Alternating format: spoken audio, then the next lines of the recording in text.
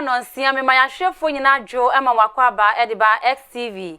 Enumra no nsia kase so ene eye fiadan na ebogya ye ene eyobene bosom ne data so edunwotwe e wafempimie ne edunummienu no mu emroso sense bia ekoso e wo yeman mu na edi kan ditie na di hwepa no ya boabore nyina no senumra no nsia kase a me de bro e wafidie so kase boy wo wetefe anafo epie na ato nyina e yade obenye bi etie nye bi ahwe ukopie mu e wa befo tintan kase no so a eye Facebook XTVGH Facebook STVGH Facebook Samsung ukopie mu e wo YouTube a eye XTV Ghana ensema hodo amede bro enanwumre edoso yankasa ne dimwakote bia wo bete ene se me na okase ene de ya fiti nnura eye aban o mampani na nadodan kwakofado wafre nsem kyerefo nhyiemu woni mpanifo ankasa ene kwakohia na omatutu adwene ahwe kwan pa ombefa se na be ya yesi kasem ato apete no kwan ombefa so no metimi aso ne nyina ano emu kyekyremo obeti ewo kase eso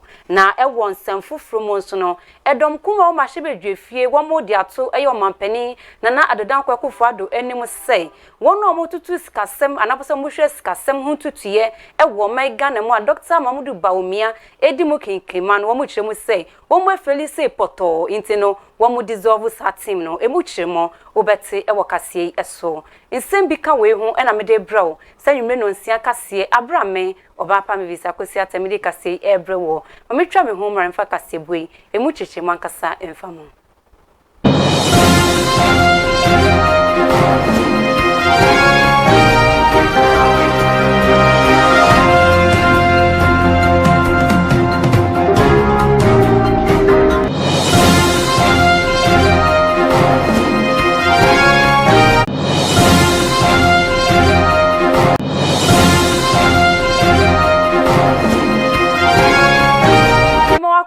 ediba enwumre no nsia kase so ewo XTV eso mention nsem na se na menfa wo ensha se mfefri aban a wote so emo ekamya yese eba no yesi kasem pade a atwa peti ajese ye hu hwea enye ye mpanifo hodo no na etime akasa se omampani na nadodan kwakofado ni na bedekye Dr. Mamudu Baumia omomra bonti na ombeka bibi mfa nkyere ganafo ma omampani kura ba bonti beka kyere ganafo nyina ese wono ankasa nim se bimprepre die sikasem wo haw e na ato ye se wo man ne mo no ganafo nyina nya abotre na wo monka ne ho se na beya sikasem ato apete no obetimi asoni nyina anno fiti nnura e na gana mampani na adodan kwakofado ne mpanifo ahodo a wo mo wo aban mo wo mo ekopie mo ewo Peduasi Lodge honom a kyesem kwakototo adwen ahwe kwan pa ombefa so na sikasem ho a ayedin ewo maimu ni ehu nsem bebrebra ekoso no ombetimi asoni nyina ano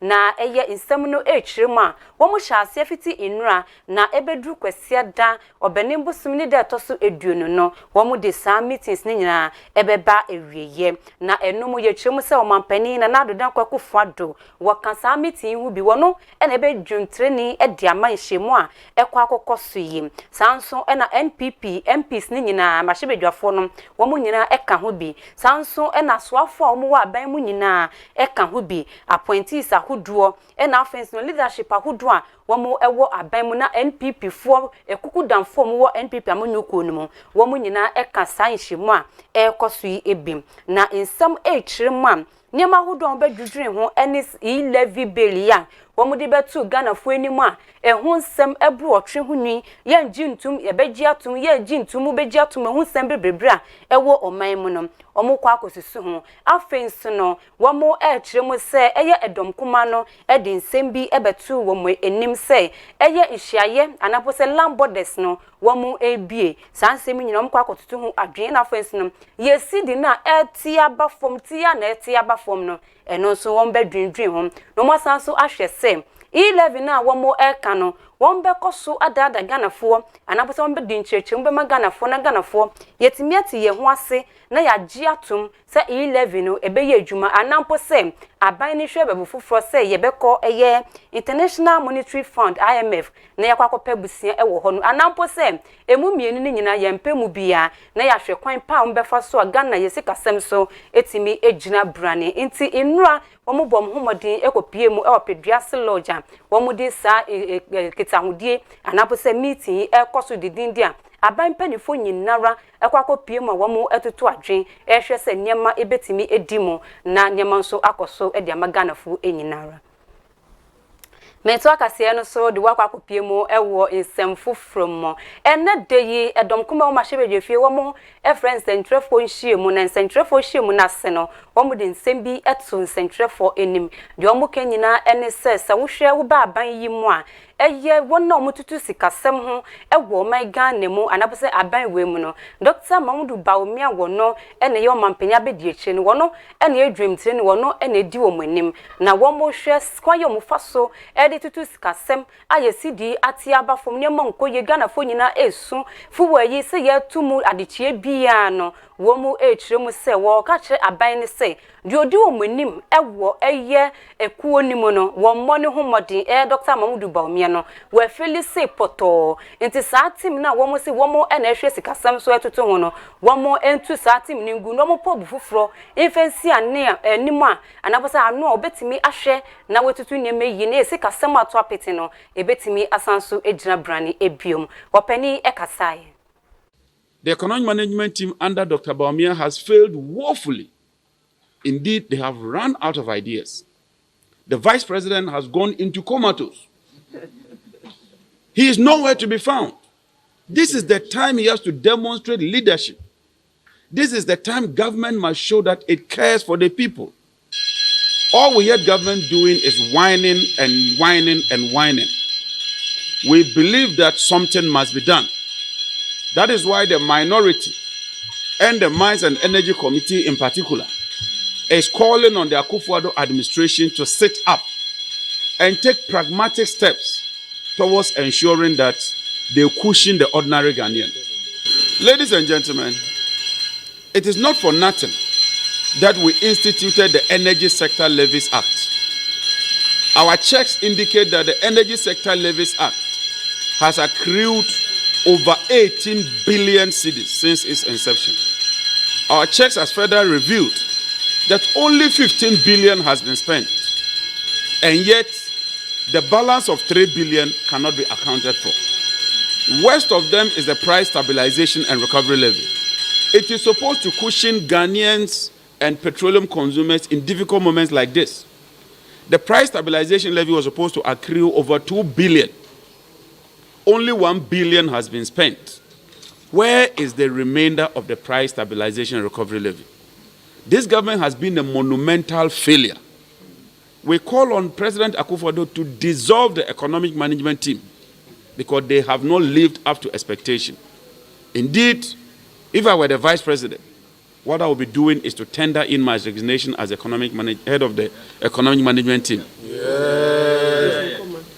This performance has been abysmal. Indeed, the failure of this government is legendary. The failure of this government is unprecedented. We have had so much money accruing from our petroleum exports. The benchmark value that we put per barrel was $61 per barrel. Today, Ghana is selling its crude at a price of over $100. So what are we doing with the windfall in terms of the revenues that is accruing? At least we will be charitable.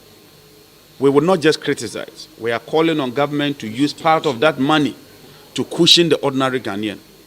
We are calling on government to use part of the reserves from the energy sector levies, especially the price stabilization levy, to cushion Ghanaians. We are also calling on government to desist from profligate and ostentatious expenditure, some of which are needless, so that we can make savings to cushion the ordinary Ghanaian. Finally, we call on government to take a critical look at the Tema oil refinery, because the Tema oil refinery can refine our domestic crude oil. Also, we call on BOST, that is collecting 9 pesos per liter from each one of us when we buy fuel, to use that money to buy some strategic stock so that we can release those strategic stock in times of difficulties like this. Ladies and gentlemen, the minority stands ready and to commiserate with Ghanaians in this very, very difficult, unprecedented, volatile. Ntino nipa hu se wakasa esesia eyonunyam ni abuji na po yanto akase no se ne yemfa nkopie mu ewo nsamfufuro mo wopani a wono eneda Insight newspaper nano wono eye managing editor Nidindi Kwesi Pratt Junior wode nsem bia ba beto dwa wo se emroso se mahebedwafo no behu se wo mu begya bia na ye dooso mu na mu yakuma ye na ye dooso no wo se mprepre de enti sa bi mu sa se sa wo hwe nipa dodo a wo mu e wo mahebedwafie wo hwe edom kuma na wo hwe edom kase na e kam ya se sunsu ba kumpo eni wo montem ntemroso se wo mu nyina ebe ya adwene kro na wo mahwe se mahebedwadwuma no ebetimi edimu na nyema hodo wo se wo mu ye no motutu ni ye na nyema etimi dimu no wo mu nya ne sa pepepe no wo mu gya se ye na ye dooso mu na mu yakuma wasi emboa mahebedwa edwuma. Parliament in Ankasankasa have a lot of problems with Parliament. Kwame. Parliament over the years has operated on the assumptions that there should always be a majority and there should always be a minority. That's how Parliament has operated. Yeah. After the last elections, we should have realized that some majority minority we are in a new dispensation. Now, if we were in a new dispensation, what Parliament ought to have done was to write new rules and regulations governing their work. Now, we have to work within majority versus minority. And as Speaker Kope Onwani Kwanbi Koye Bibi Bekache say, oh, and majority party, majority group, and so on. It was just failing to appreciate the reality. Now, since our parliament is called into session, numbers game in the numbers game, and the numbers game is not working. It's not working for NDC, it's not working for NPP, it's not working for Ghana. This court case is another part of the numbers game. Numbers game. I don't know more. I don't know more. Fakwayedu, I see just a numbers game. No kwame. Na ye pekwanya senya ye ina de bia ye ken ye benya national consensus na national consensus na yaduma but still ye numbers game so nobody can win. Not just that we are overly partisan, because the figures, the numbers, it gives us an impossible situation. Government bill Ben with the parliamentary pass. If we continue this numbers game, bill Ben 11. Apart from 11, nothing can pass.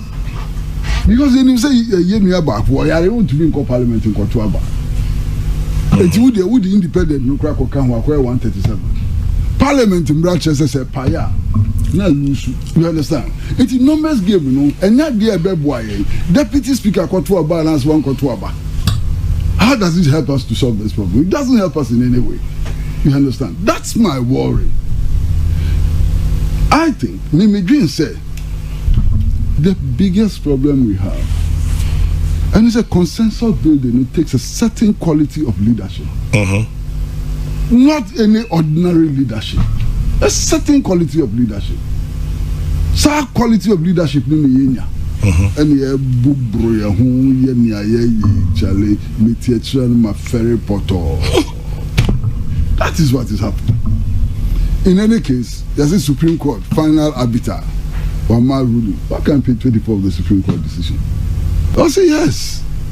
It is unconstitutional, but it should go back to Parliament for Parliament to amend its own rules. So what the Supreme Court is saying? What if it goes to Parliament to say there be the rules? Is an order from the Supreme Court? No, Parliament is not bound to be directed by the Supreme Court. The only reason why they are able to intervene in this matter and to make a proclamation is because there are disagreements as to what the law says. And that normally, Parliament is a master of its own rules. And that the Supreme Court is stopped from making rules from Parliament. It's in the judgment. Parliament has no right whatsoever to go and correct the errors of the Supreme Court. Parliament, for example, cannot say the method of empaneling judges is proper, biases, and therefore the Supreme Court must change it. Parliament cannot even pass laws to that effect, even though Parliament is the institution for passing laws. You are dealing with a complex situation. And yet better, sir, and yet simple, sir. You understand what I'm saying? And yet simple, sir, and yet better, sir. what do we envisage? So the interpretation of the law would lead to. That's a critical question, it's a critical issue. No nipa wo se wakasa sesia Kwesi Pratt Junior wono kopiemu ewo Insight newspaper ne mu dia wono ene managing editor woda ano yento akase ni se ne yemfa kopiemu ewo nsemfufuru mo sa bulio van robbery ya chese ekoso na chese kasa ye disika kogu bagi na konfu wiemfo akwakoto ahye wo mo so ananse ye beto dwa se sa konfu wiemfo ikrampo se na apostle mo boye ho ban no wamumu bi eka ho bi na apostle for no bom ho modi ekochi bi eko wie echi no mo kacha ye se apostle for mienu wamu bo mutuo mo mutu ananom ewonse do na no e na wokopiemu e ma hyebedwefie ne de ya edom ko ma hyebedwefie wo mo se wo mo ntia se be biara da wo mo pese yenye hwehwemo wo mo pe eku a twese wo mo ne amanyoko bi ase wo mo nye hwehwemo no mo fam betu dwa adekudi potin a etimi ba ye sa apostle for bebre e na ekoye na sa apostle for mienu ipa twese wo mo ne ye chi wo mo se wo mo nim sa robbery ekoso no mo nim hu bi no wo mo e na to ananom ewonse de wo mo na etuo kan wo mo no wo mo twemu se enya de mbete ase nti wo mo nye mu hwehwemo na mpanifo mo de krata no ekopiemu e o ma hyebedwefie no eye wo Penny James Agaga Sanson ena Medina MP eye Francis Sasu wono nso eka ho bi wo nipa mienu ena di krata ikopiemu se mahebedwafo wo mo pe mpanifo a wo mo ni aban mu no mo nye hwehwemu imfanfa sa asem no ehu na ye nyina ye ni masem yesi ye no DCOP Kwesi Ofori wono eye director Dima Ghana Police Service no public affairs ewo Ghana Police Service wo de nsem etu dwa chirechiremu de ekoba ya sa post for mienu a yeso wo mu se sa robbery kronobo a ekoso no wo mu nim hu be no wo de chirechiremu emma ye yenko na yenkoti. They opened fire on the police, and the police also retaliated, and that is why we said we believe some of them might have sustained injuries and are appealing to medical authority to provide us with needed information should they come for treatment. Okay. When you say they opened fire on the police, who opened fire on the police? Oh, we are talking about the criminals. We are saying great. So those criminals cannot open fire on itself. Good. We're saying that there was an intelligence-led operations, a field operations that the two sustained injuries. We indicated that they were under arrest, and in the course of the special exercise at Botiman, they suffered injuries, sent to police hospital, and they passed on. But we were in the company of the police. Let me say that it depends. Even if you are in a protective gear, it depends upon where. And no more, and now what Penny James Agaga etre yen yenti a womo per se. In Pennyfonia, you should move fast as me a post for one more edibetu jano ehon, young quotes or no so a church in some emo. The executive hasn't shown any commitment and to having this matter investigated. And that is why we thought that, look, Parliament can deal with this. And the way to go is to file a private member's motion to have a bipartisan committee. And we want membership of that bipartisan committee to be drawn from the Defense and Interior Committee and the Constitutional, Parliamentary and Legal Affairs Committee to probe, publicly inquire into the circumstances surrounding the killing, or if you like, the murder of the two police officers who were arrested in connection with the bullion van robberies and were in police custody. And then they told us that they went on an intelligence-led operation in the company of the two police officers. And in the course of executing the operation, there was heavy exchange of gunfire. And only the two officers who were being held by the police service. No, nipa ho so wakasa sia James Agaga nenwechi security analyst ani dindi ora Adam Bona wono nso ye ne kasa nsentwofo ne kasa bisane se sa wo hwa anamo a edom kuma yi etui ye ne kwan so ne betimi edi pepe bi abemu ana ono so ni chirima wodi maye ani. I think it is a good call, especially looking at what has happened. This particular bullion van, robberies didn't start today. He's been with us for a while. And so a bipartisan inquiry, or call it investigation, made up of the minority, the majority, and the minority, I believe probably will put some of the things that are not too clear in the minds of the general public to rest, especially looking at the fact that police officers have been killed in the past in some bullion van robberies, and more so it's now come to light that some police officers have been heavily involved in the bullion van robberies, and by extension, how these police officers, 2 of them died. And let me also say that 4 of the police officers who are suspected to be part of the bullion van robberies in this country are still in custody. And so that would have to be probably clarified that not all of them died when, have died. 4 of them are still in police custody. Well, we need to be clear on this. Yes, the police should be able to investigate itself. But I must say that if you look at other antecedent things that, issues that have happened in the past. You take into consideration the Akosua 7, where 7 able men were gunned down, and they were, firearms were placed by their side, and we were told publicly that these men carried, shot at the police officers, and they were killed. When a ministerial committee was put up, independent ministerial committee was put up, it exonerated the dead and said that these men were never, they were not closer to any firearm, let alone shoot at police officers. Okay. And so mine is that that is not to say that the police cannot investigate itself, but it is in the police's own interest. I do believe that this time around, let me be very, honest here, this time around, things probably are a bit transparent when you go into the Ghana Police Service. So I want to believe that it is in their own interest for this bipartisan approach with regard, investigation into what happened, aftermath of this death, the armed robberies leading to the death of these 2 police officers. So helpful, but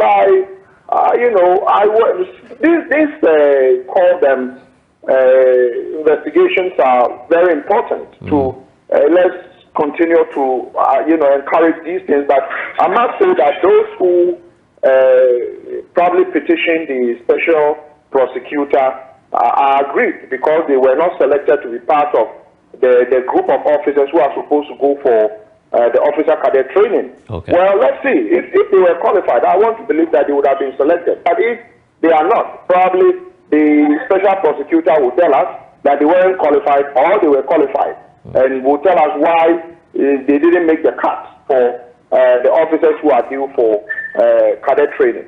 Well, I think it is a good call, especially looking at what has happened. No, ni pa won se wakasa sesia Penny Adam Bona wono security analyst na ono so wetimi ache na adwen edi afa krata edom kuma no wo mo se wo munye hwehwemu famfa apostle mienu a yekun wo mo na wo mo ewu etu aka wo mo wo mo ewu abra ye ma dia ba bonte se wo mo kan akromfo a wo mo koto share sika bank anabose sika ediko bank na mo koto share so no wo mo kan ho bie no eno no mento ansem no so na me fa wo kopie mu e wo nsem fufu boko eho nyo ye kra eho enyo ye ne nyina ene se unim se boko de kopie mu wo honum dia ahensem ho nsem de eho nsem bebre na nanse ye kiremu a etotutuo bi amane homne so asrafo bi epra ye nipa bi nso egu inrampo de esanso betu dwa se dwadifo bi a omutunton ade e wo kwan ho ye kwosisa omunyama nyina etugu ye na enomo na eye kopie wo mahebedwefi a mahebedweni a ne din di Mohammed Mubarak Mutaka na afens no ahasa sehuni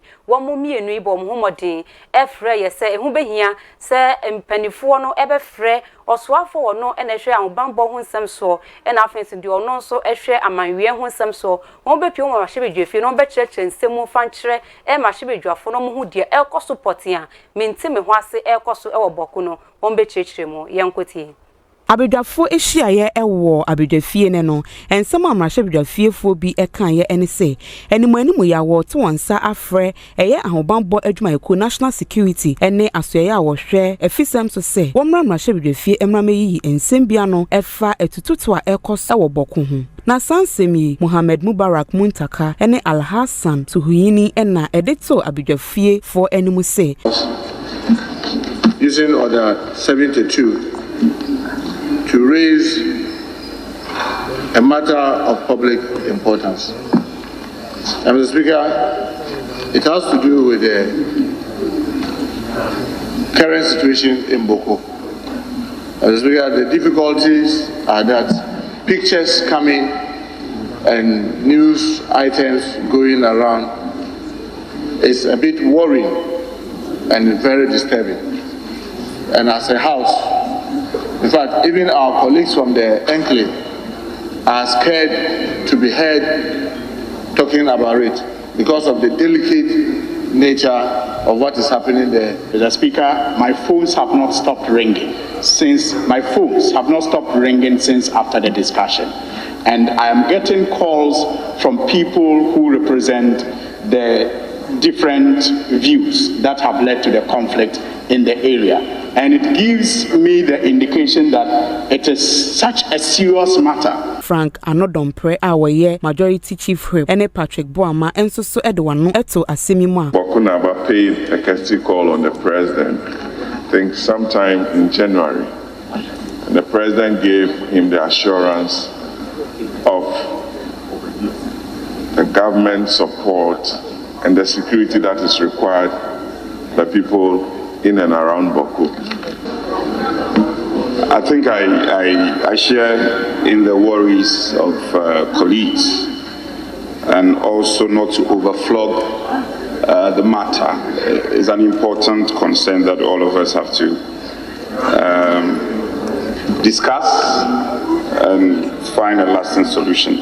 Na sansemi emrahye bidwafie chiame abedi atwe Joseph Osewusu edena no tuma wajitu mu say for national security with the assistance of the Minister for Defense and Interior do brief Opiemo mahwebedwafie nura da bra mo kwa asetena no de ekoso ewo honom no ena yetwa ahofoni ede ema wo no yemfa kase no kopiemo ewo atoye mantemo Fiasmai Senior High School womo abom homodin me no kase womo site miaka eye computer mnu twan yankasa chese yanti ahamakra mfemfiri enti paper kra mfemfiri ho ye maako edunu 50 na jese womo nsa etime aka se na be ya betimi aboa na ehumesua ne adekire nso ebetimi akonkan ewo school no emu na ye kiremu a nipa wabo ne homodin edi computer yi edi koma school fo eni akyerɛkyerɛfo ewo honom wo ye Ghana ni mapa na wo chese wo ye asre ni nemu no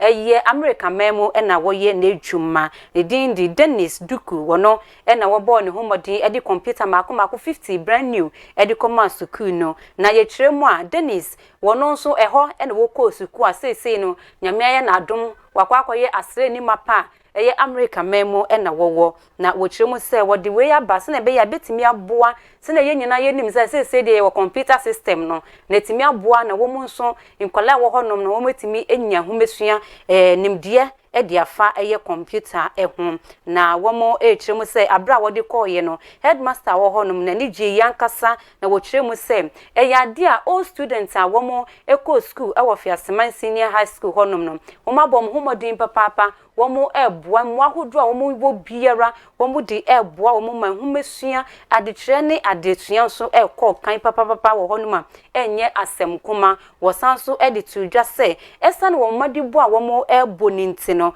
emprempren no ukopie mu ewo school no mu a ye kire mu a wonna mabom homodin ema school for ma ne school for mema mabom homodin ewo 2021 West African Senior Certificate Examination ni mu a na ye se Fiasmai Senior High School ka ho bi a chese enye asem kuma na no na wopani Dennis wo kasa no wo de atodwa echiremu sem eya ade a wono oko school no wenya kwan entimi ensua computer wenya bre entimi ensua computer sa bre no mpo no na computer no mpo wo munye bimpo na omwetimi esua enti se wono wentimi ensua no ehu behia pa se echirema no wodi bema wo mu no mu de omwetimi enya computer ho enimudie papa ewo honom na wo mu echiremu se wo hwe wo modern bo a wo mu ebo yam na nse yi aga na edi mfrisha maako eduosia inum no wo mu ebo school no abaso so mo abom ho modern papa na je se wo mu quiz a course debate a course no school no so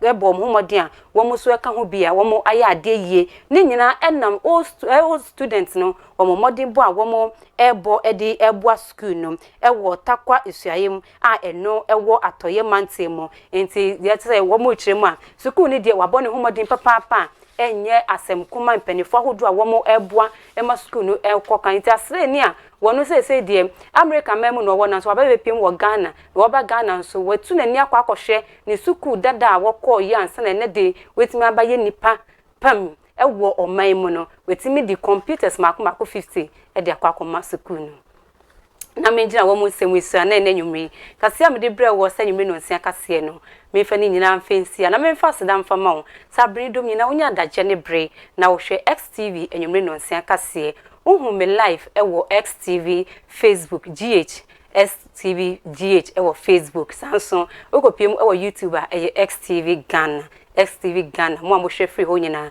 eda mase papa ena nwumre se na me ho aye fei memfa asidam fama ayat creation wono ewo pokwase nkramponi mantemo wodi wedding gown na upo dinner wear na upo atade bia upo mema ne ema nkwala ne mpanifo ni nyina wo pam ni nyina bi ohwe style wodwudwe me ya na je say wabone ho modern papa frɛ no na fa woni amakomma no frɛ no ewo 0242 389 851 0242 389 851 ubo humodi na ufre na bebi owo bia wo de oda keke odi bebrew e wo bebi biara wo me na se papa se na nwumre wa ma me ho ayefe me fa seda ifa me cameraman DJYX wono ene gina camera na chi edi ma me e na Bismarck nso etwa me edi tu mabra lonsu eta na chi didindi na faith nso ekomano moral support ewo honoma tese enye asem kuma wono moboa me ene nsem nyina eya fafali na afens no Heti Stephanie wo mu nyina eta mechi mi amekinka de ma wonso eya Obaapa Mavis Akosua Atteh me da se e ma mo eni hwe